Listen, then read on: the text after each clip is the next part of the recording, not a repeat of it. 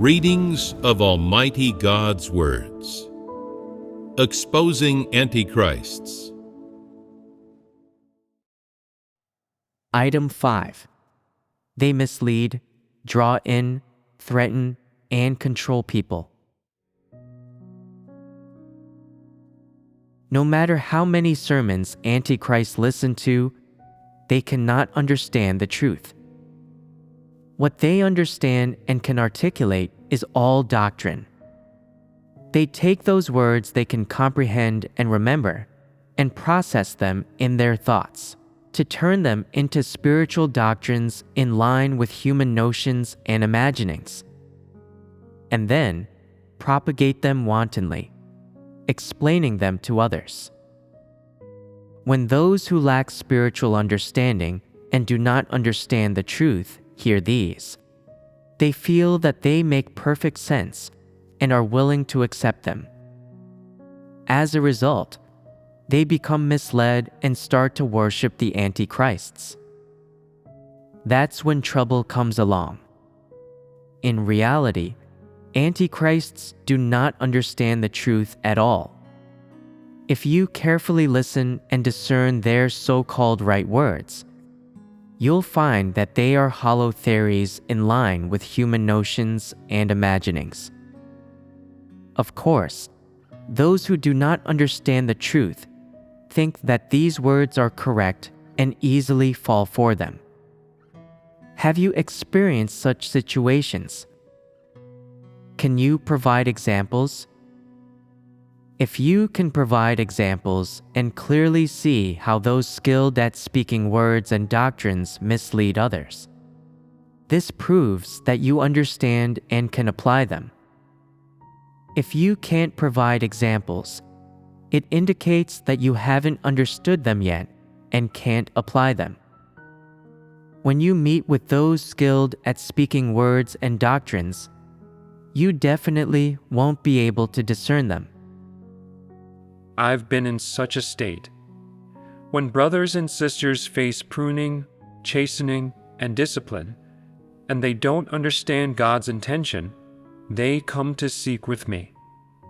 Actually, I don't understand God's intention or the essence of these issues either. But I tell them some hollow words. For example, pruning, chastening, and discipline are all God's love and God's salvation. These are how God acts on our corrupt dispositions. Even while saying this, I can sense that I haven't fully explained the essence of their problem to them, such as why they are facing this circumstance, what type of corrupt disposition their actions and revelations belong to, or what the nature of them may be, and what God's intention is. These things and more I haven't been able to fellowship to them. I've only spoken a few correct doctrines and nice-sounding slogans, which indeed don't help anyone. This is because you yourself don't have a clear understanding of the truth, so you can't resolve the real problems of your brothers and sisters. So, is there a difference between Antichrists misleading people and this? Antichrists don't help people out of goodwill. Their motive and purpose are to mislead and control them. When Antichrists do things like this, and when they're shouting slogans, look at their behavior and what kind of disposition they reveal. This is the key to discerning Antichrists. Some people have a small stature, and they lack a clear understanding of the truth. The intensity of their work may not achieve the necessary results, but they do not have the motive or purpose to mislead or control people. They also want to lead people before God. It's just that their ability falls short of their desire. Although they haven't achieved clear results, people can see that they have the right intentions, that they want to lead people before God. However, what is the objective of Antichrists? to gain people's approval and have people listen to them and follow them. So, what is the difference between what they say and that of the person whose ability falls short of their desire? The person with insufficient ability speaks from their heart, but they cannot see through to the essence and root of the problem. They cannot fellowship it clearly, and ultimately, they cannot resolve the issue or provide for others. Now, what are the words of an antichrist? Do they come from their heart? Clearly, they do not. What they say is all lies. Why do they have to speak lies? They want to cheat and mislead you. Their meaning is, I've already done the work I should do as a leader. I've fellowshipped what I ought to, and everything I've said is correct. If you don't accept them, and the problem remains unresolved, it's your fault. Don't blame me. They don't genuinely want to resolve your problems, but are going through the motions, having no choice but to say these correct things in order to maintain their status. They say these things against their will, and even if they say them, they aren't doing it of their own accord. It isn't what they're truly thinking in their heart. Therefore, certain antichrists can usually learn to say a few correct words, helping others overcome their negativity. But when they themselves face pruning or are replaced, they become extremely negative. They are unable to know themselves throughout, and they have to rely on the brothers and sisters to help them. Has this happened? This kind of thing happens too often. The words and doctrines that an antichrist constantly preaches to others cannot even help themselves. So, do these words come from deep within them? Are they the result of their actual experiences? No. Then, what they say is mere words and doctrines, not a reflection of their true stature. The work they do to help others consists purely of using false impressions, actions, and good behavior to go through the motions, to make people acknowledge, accept, and approve of them as a leader. Once people acknowledge them as their leader, don't they concede to them? If they concede to them, doesn't the Antichrist obtain a status? Isn't their status then secure? This is precisely their objective. Some leaders and workers lack an understanding of the truth, and their abilities fall short of their desire while handling their work. This is at most a sign of their small stature, and that they are not a qualified leader. But when an antichrist works, they don't consider whether or not they can help or support the brothers and sisters. They only think about their own status and interests. This is the distinction between the two. Their dispositions are different. Therefore, even if the Antichrist speaks many pleasant-sounding words, they don't reflect their reality.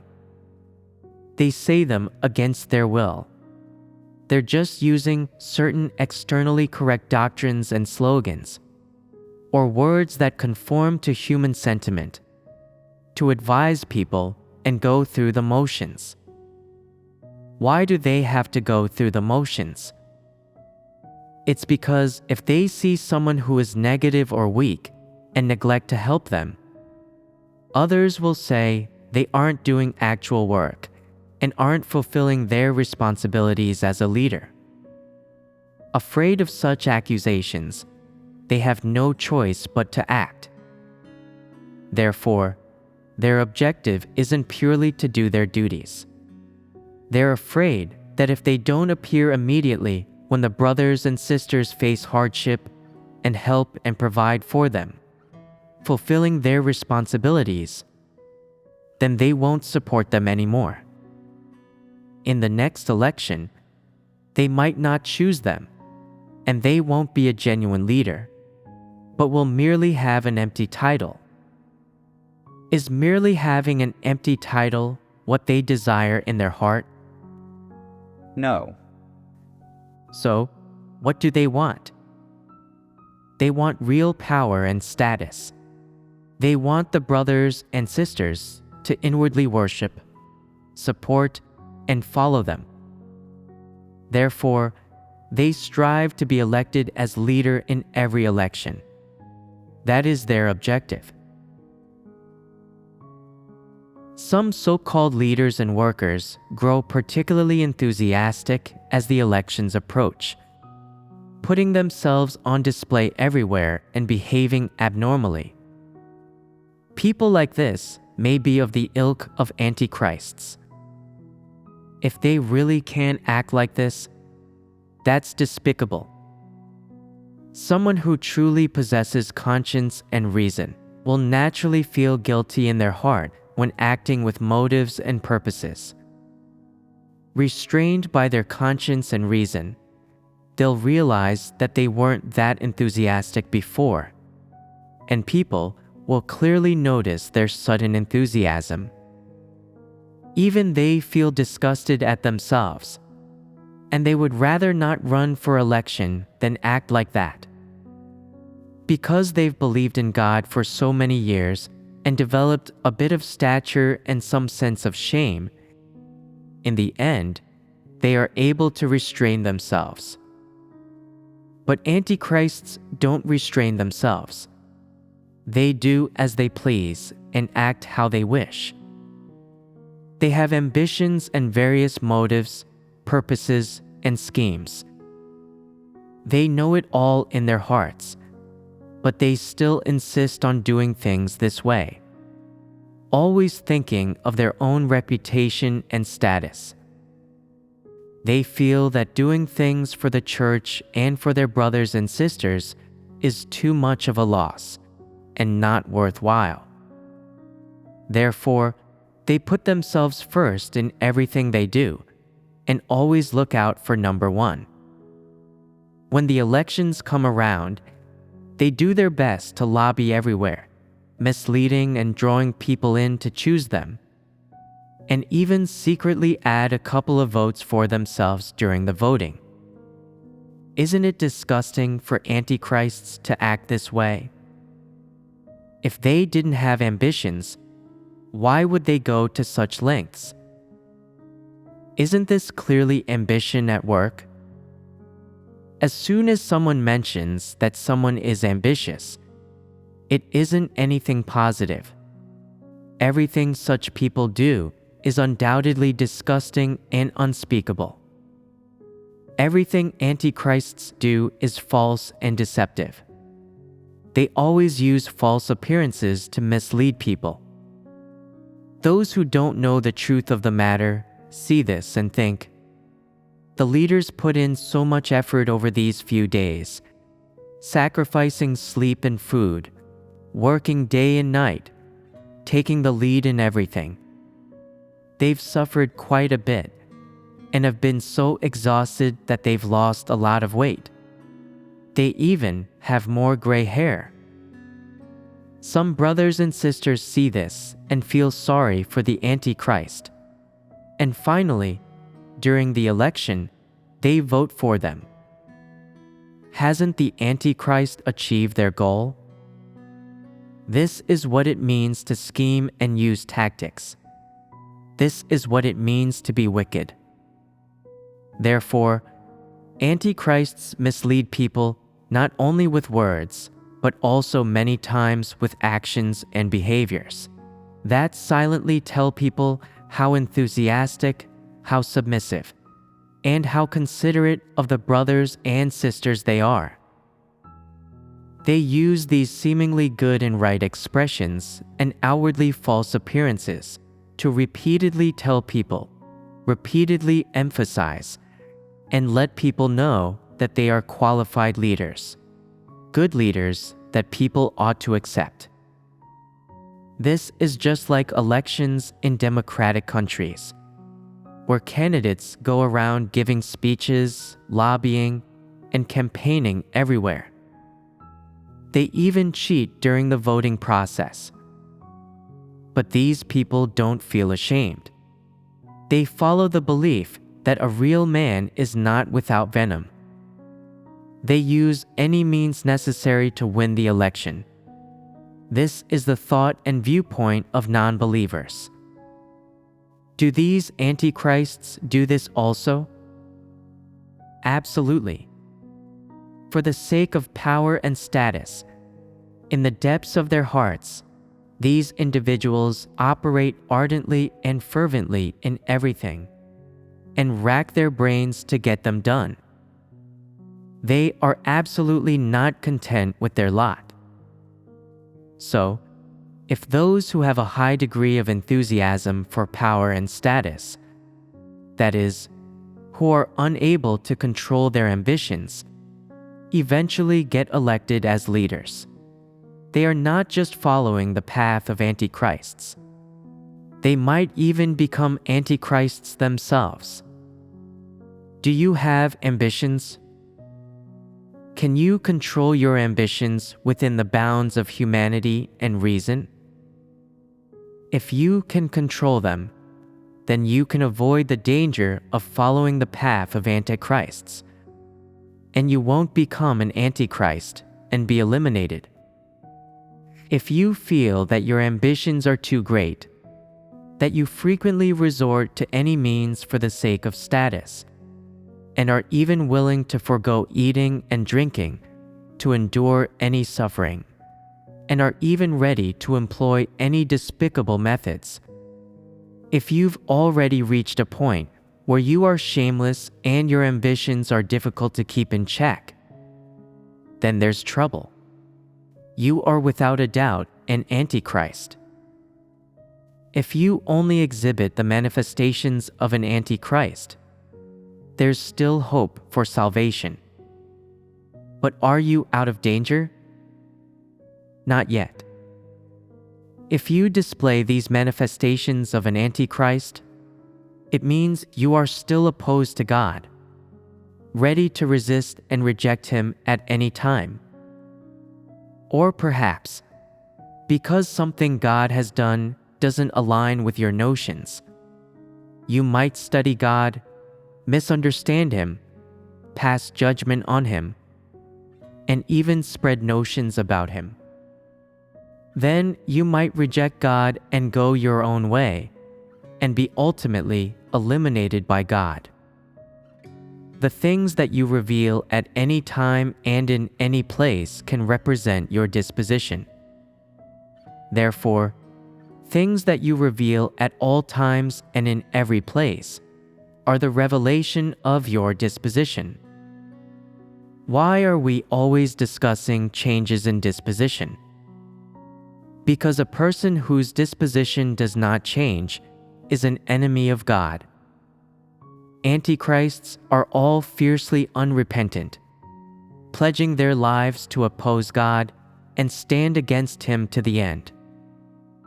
Even if they inwardly acknowledge the existence of God, that God created humanity, and that God can save humanity, because of their nature, they cannot change the path they walk, nor can they change the essence of resisting God and being hostile to Him.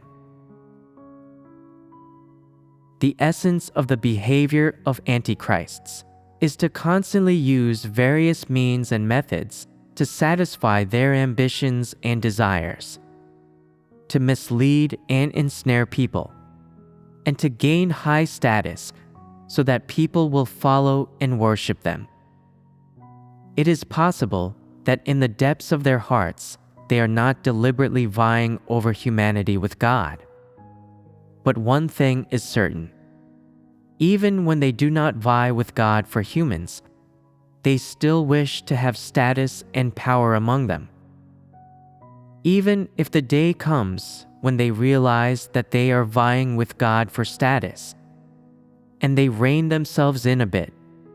They still employ different methods to pursue status and reputation. It is clear to them in their hearts that they will secure legitimate status by winning the approval and admiration of some people. In short, though everything antichrists do appears to comprise a performance of their duties, its consequence is to mislead people, to make them worship and follow them. In which case, performing their duty in this way is exalting and testifying to themselves. Their ambition to control people and to gain status and power in the church will never change. They are out and out antichrists. No matter what God says or does, and no matter what He asks of people, antichrists do not do what they should do or perform their duties in a way that befits His words and requirements. Nor do they give up their pursuit of power and status as a result of understanding any of the truth. At all times, their ambitions and desires still remain. They still occupy their hearts and control their whole being, directing their behavior and thoughts, and determining the path they walk. They are bona fide antichrists. What is seen most of all in antichrists? Some people say, antichrists vie with God to gain people. They do not acknowledge God. It is not that they do not acknowledge God. In their hearts, they do genuinely acknowledge and believe in His existence. They are willing to follow Him and want to pursue the truth, but they can't help themselves, and so they can do evil. Though they may say many things that sound good, one thing will never change. Their ambition and desire for power and status will never change. They will never give up their pursuit of power and status because of failure or setback, or because God has set them aside or abandoned them. Such is the nature of antichrists. So what do you say? Has there ever been an antichrist who changed their ways and began to pursue the truth because they suffered hardship, or came to understand a little of the truth and acquired a little knowledge of God? Do such people exist? We've never seen that. The Antichrist's ambition for and pursuit of status and power will never change. And once they seize power, they will never let it go. This determines precisely their nature essence. There is not the slightest inaccuracy in God's defining such people as antichrists. It has been determined by their very nature essence. Some people, perhaps, believe that antichrists try to vie over humanity with God. However, sometimes antichrists do not necessarily have to vie with Him.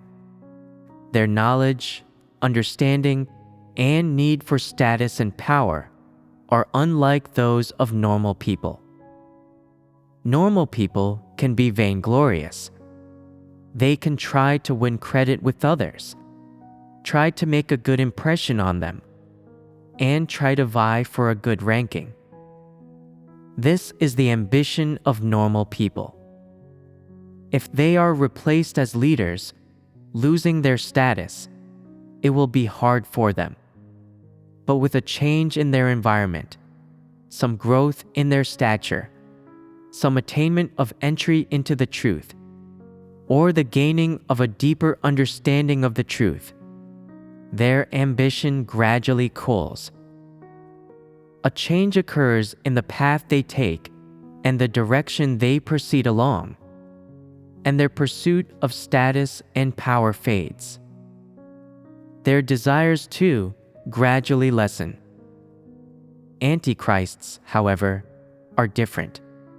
they could never give up their pursuit of status and power. At any given time, in any environment, and no matter what people they have around them, and however old they might be, their ambition and desire will never change.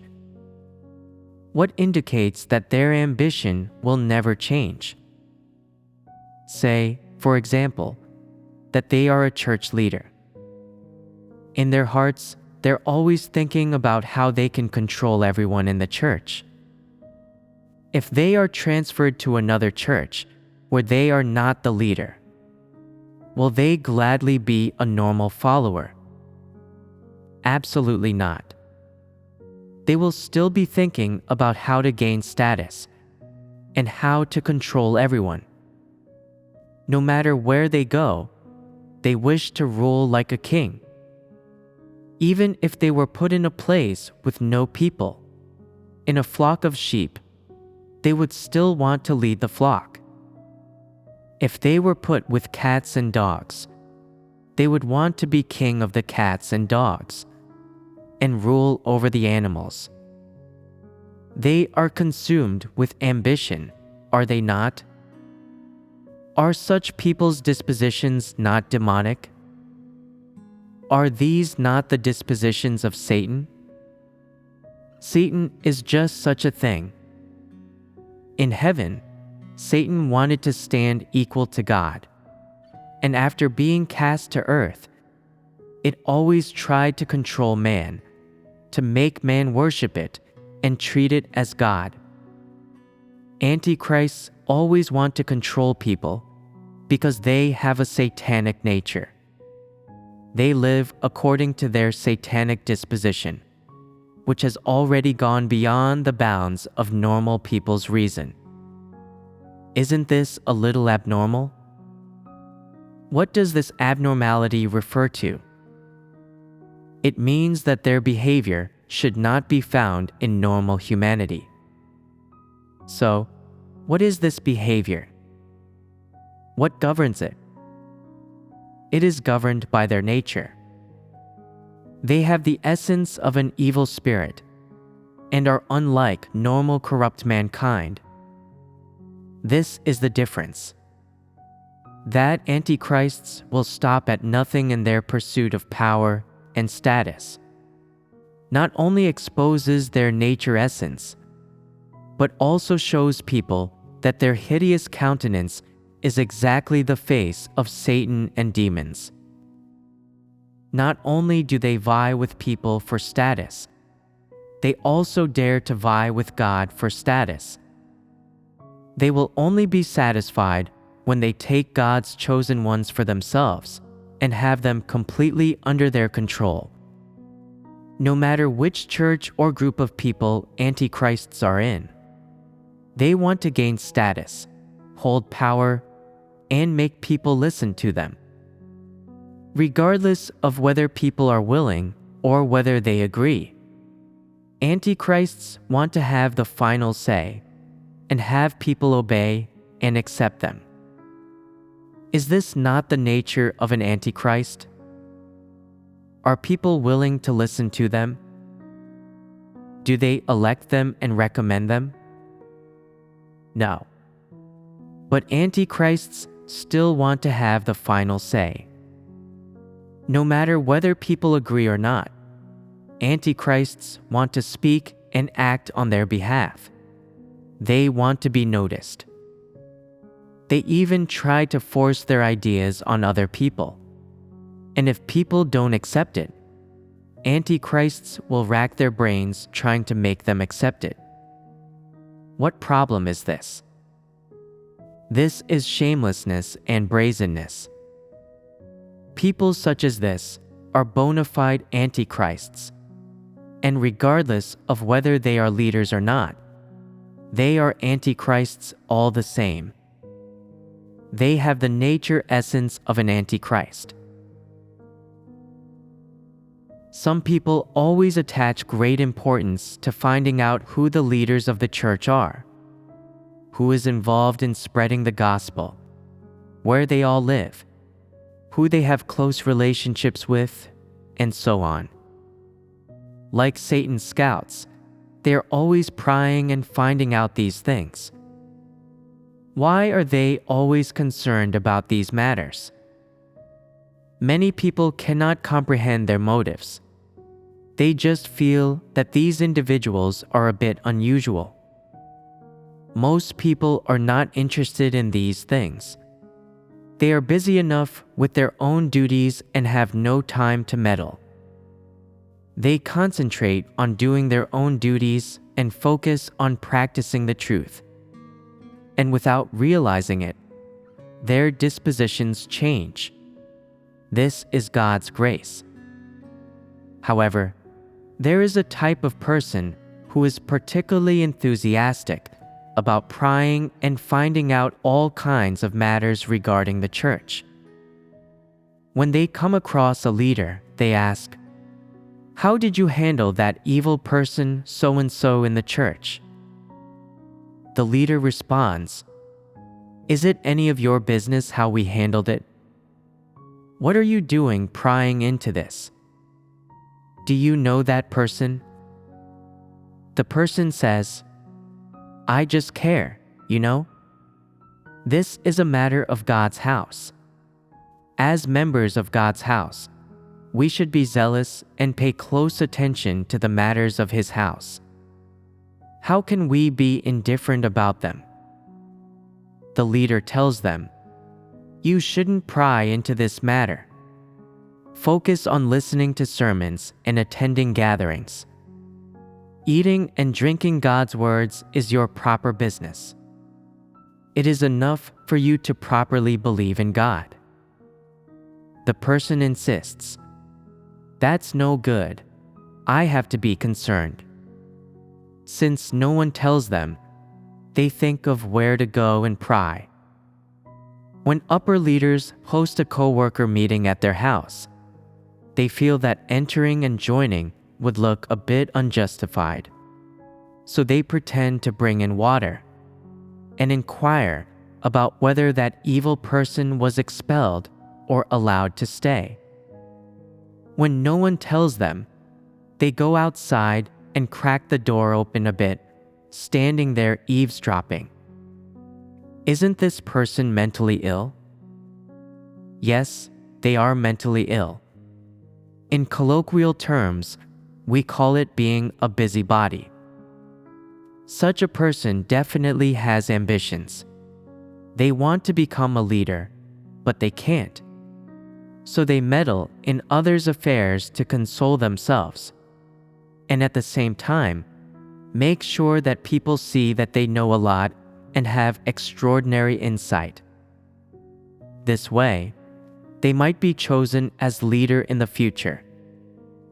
To become a leader, they want to participate in everything, inquire about everything, and know everything. They believe that by being involved in these matters day after day, even if they don't become a leader, they'll still be in charge of things, and they can make it so people look up to them. They have not the least interest in the truth. They only care about meddling in others' affairs. They specialize in prying into things they want to know. Wherever there's an issue, they'll be there, hovering like an annoying fly. Aren't people like this disgusting? They are muddled to this degree, yet they are quite full of life. They just don't think about doing any proper work. They do the duty of hosting people at their home, yet they're unwilling to mop the kitchen floor even though it's dirty. They believe themselves to be handling important matters, and mopping the floor is something ordinary folks do. They can't do such menial tasks with their kind of caliber. They don't do any real work at all, can't handle the work that is a part of their own duty, can't perform any duty well, and don't do things sincerely or in a grounded manner. Instead, they're eager to pry into the church's work. as well as significant matters involving the church's leaders, workers, and brothers and sisters.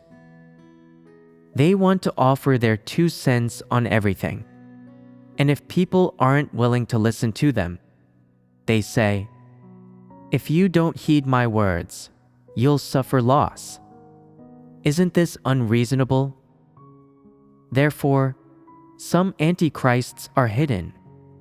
They don't necessarily have to have status. Even without it, they're still bouncing off the walls. If they were to obtain status, how much worse would it get? How much higher would they leap? Even if they fell to their deaths, they wouldn't mind. Tell me, if such people were chosen as leaders, could God's chosen people have a happy life? Some antichrists are hidden. What does this mean? It means antichrists don't become antichrists when they gain status. They were antichrists from the beginning. It's just that because people's statures were small and they couldn't discern them, or perhaps some churches couldn't find those pursuing the truth, they chose these enthusiastic people who could plan things and run errands as their leaders. For now, let's not discuss whether choosing them as leaders was right or wrong. Let's focus on what should be done once they are discovered to be antichrists. They should be exposed and rejected. If someone has been identified as an antichrist and removed from their position, should such people be selected as leaders again in the future? No, they shouldn't. Why? Anyone identified as an antichrist should not be chosen as a leader again, because their nature essence cannot change. Antichrists only work for Satan. They are merely the slaves of Satan. They will never do anything or say anything for the sake of the truth. The essence of an antichrist is to be hostile toward God, to be averse to the truth, and to reject it and treat it with contempt. Their nature will not change. If people like this haven't been leaders before, they should not be chosen. And if they were leaders previously but were removed, will they change if they become leaders again in the future? They are still antichrists. Their nature essence determines this. 2. A dissection of how antichrists draw people in. We just discussed the manifestations of antichrists misleading people. Misleading and drawing in mean roughly the same thing, but they differ in both nature and method. Misleading is using false appearances to misguide people, making them believe that they are true. Drawing in is consciously using some methods to make people listen to a particular person and follow their path. Their intention is quite clear. Misleading and drawing in involve using seemingly right words to mislead people, saying things that align with human notions and are readily accepted by people in order to mislead them. People unwittingly start believing in and following them, standing alongside them and joining their gang. In this way, antichrists draw people away from a correct group of people and into their own camp. In short, if people accept such actions on the part of antichrists, then they might believe and worship them, and then accept and obey everything the antichrists say, unconsciously beginning to follow them. Haven't they been fooled and taken in? Some antichrists often use certain tactics to achieve their goal of misleading and drawing in people while interacting and talking with them, which, as a result, leads to divisions, factions, and cliques within the church. For example, if an antichrist is from the south and encounters another southerner, the antichrist might say, "We're both southerners. We grew up drinking water from the same river, and we speak the same language. Northerners don't speak our language. It's impossible to get close to them." Although we all believe in the same God, their life habits as Northerners are different from ours, and our personalities are incompatible. There's nothing for us to talk about. So, you and I are like family, and we need to stick together. This may sound reasonable, like they're just expressing a certain viewpoint, but they say it with a motive and purpose, and people should be discerning. In reality, what the Antichrist says isn't what's in their heart. They're a chameleon, adjusting their words depending on the person they're talking to. When the Antichrist encounters Northerners, they might say, "The North is great. The air is fresh there. Although I was born in the South, I grew up drinking Northern water. That makes us close if nothing else." When Northerners hear this, they might feel the Antichrist is a pretty good person and start associating with them. The Antichrist is incredibly adept at misleading people and drawing them in, using various tactics to split the church, causing Southerners and Northerners to form distinct groups, all for the Antichrist's own gain, to achieve their goal of ganging up and forming a factional force of their own. Especially during church elections, if the Antichrist sees that a Northern brother or sister might get elected, they engage in covert operations, secretly substituting the votes, and ultimately, all the elected church leaders and deacons end up being from the South. Antichrists stop at nothing to mislead people and draw them in, causing divisions and factions and using these methods to split and control the church. What is their purpose in doing so? To establish their own independent kingdom. What is the nature of establishing an independent kingdom? It means being irreconcilable to Christ, claiming God's chosen people for themselves, and standing against God as his equal. Isn't this like staging a rival show against God? That's exactly what it is. So, what are the consequences of antichrists acting like this? Their actions seriously disrupt and disturb the work of the church, and they are something that directly offends God's disposition. God will respond to them in wrath, and all such antichrists must surely face punishment and destruction. This is without doubt.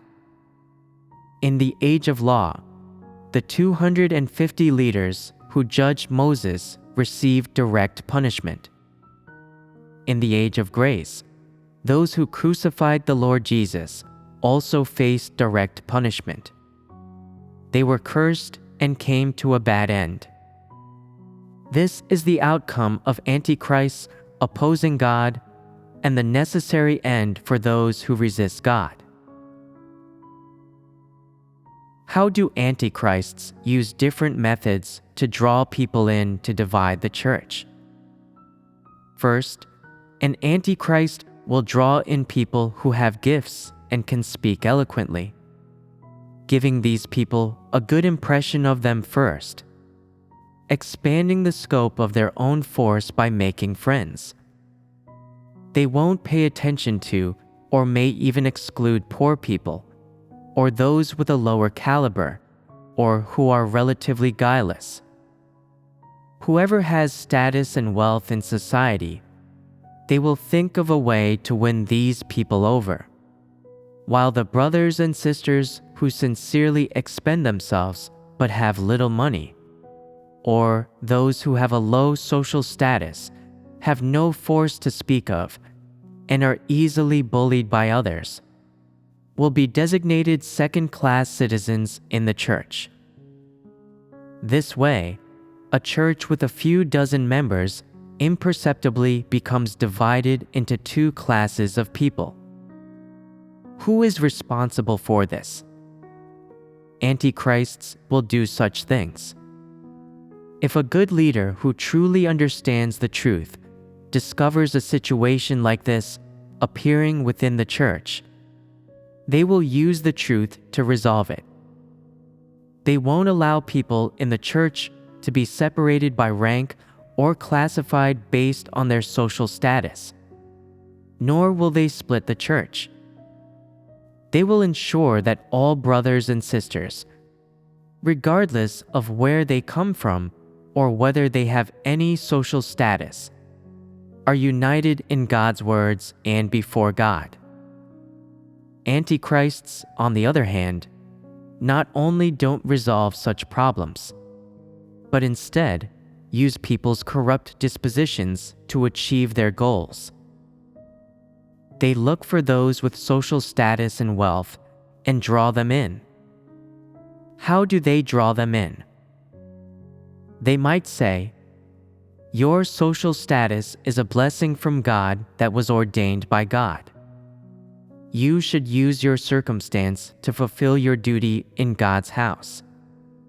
I'm a leader now, and quite well known in the area for my belief.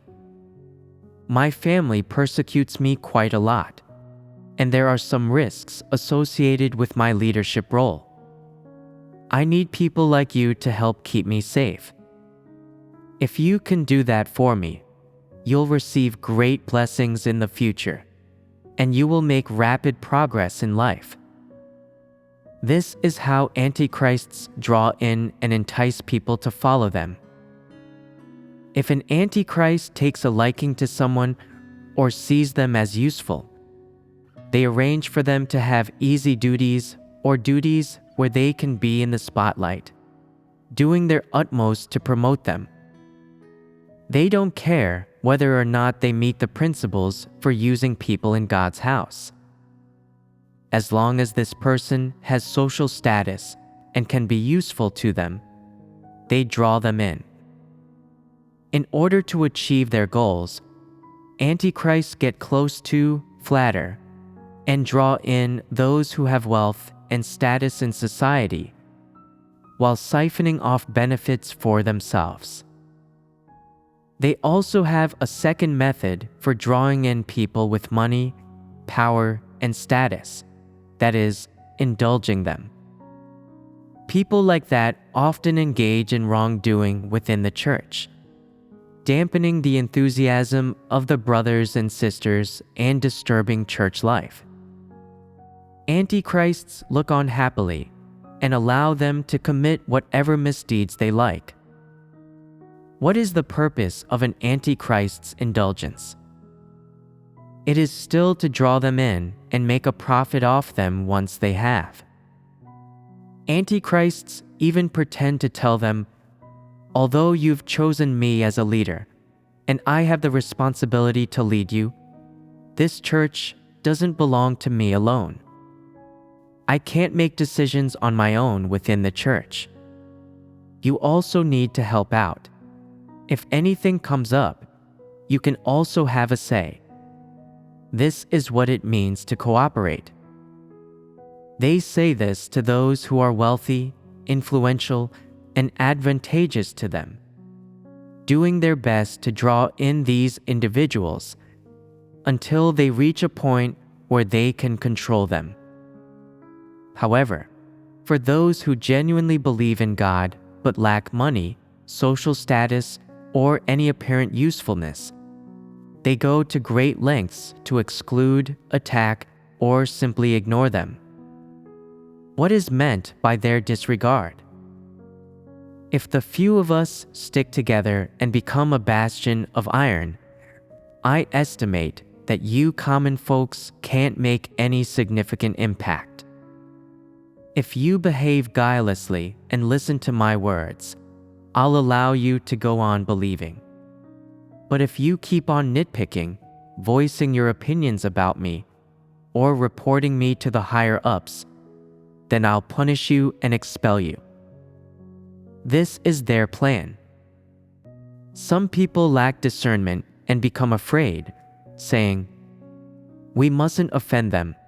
They've formed their own faction, and we can't afford to." Our words carry little weight, and if we accidentally say something to upset them, and the leader actually expels us, we'll lose our opportunity to believe in God. These people are scared out of their wits. As antichrists draw people in, within this behavior, there lies a wicked, vicious, and malicious disposition. What's their purpose in drawing people in? It's also to consolidate their position. What's their purpose of forming cliques or gangs? It's to expand the scope of their force, to have people support them, securing their power and status even more. Have any of you encountered such matters? When an antichrist controls a church, anyone who has money, status, or is domineering rallies around them, and they take control together, becoming a faction, a gang of 4, 5, or 6 people. No one is permitted to expose their issues. The Antichrist draws these people in because it is challenging for them to control them. They must draw them in close, making them their assistants, thereby securing their position. Furthermore, these people have a value that the Antichrist can take advantage of. Their method of drawing them in is, in a sense, a way to make them settle down and keep them from posing a threat to their position. Concerning this aspect of Antichrists drawing people in, we just discussed 2 manifestations. Do such things happen in your church?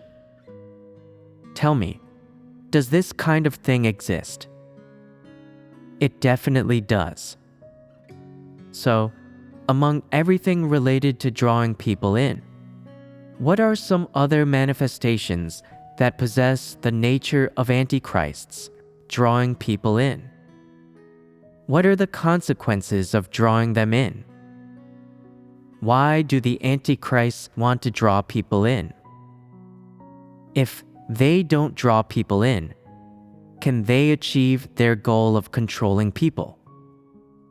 They must bring before them people who listen to them and align with their will, so that they may occupy a position and have objects to exercise authority over. If there's nobody around that listens to them, won't they be unable to satisfy their ambition for status and power? Therefore, only when they draw in every kind of person who can be drawn in, do they win position and power. How do they deal with those who cannot be drawn in? They start to attack and exclude them. Haven't there been antichrists who turned those in the church who couldn't be drawn in into so-called auditors? The sermons, hymns, and books of God's words issued by the church are simply not given to these people, or they aren't informed of gatherings for an extended period of time. Such things certainly do exist, and they are all things that antichrists do. Those who are attacked and excluded by antichrists haven't had their names stricken off by the church. They haven't left of their own volition, and they haven't voluntarily stopped attending gatherings. They are all sincere believers in God, but because they have some discernment regarding antichrists, they are often excluded and cannot promptly access books of God's words, or sermons, hymns, and the various work arrangements issued by the church. Nor can they eat and drink God's words. On the other hand, those who are beneath the Antichrists, that is, those who are able to listen to them, who have been drawn in by them and surrendered to them, get priority access to various books and videos distributed by God's house, enjoying this favorable treatment. The church is thus thrown into chaos and divided due to the behavior and actions of antichrists, and people's hearts are in turmoil.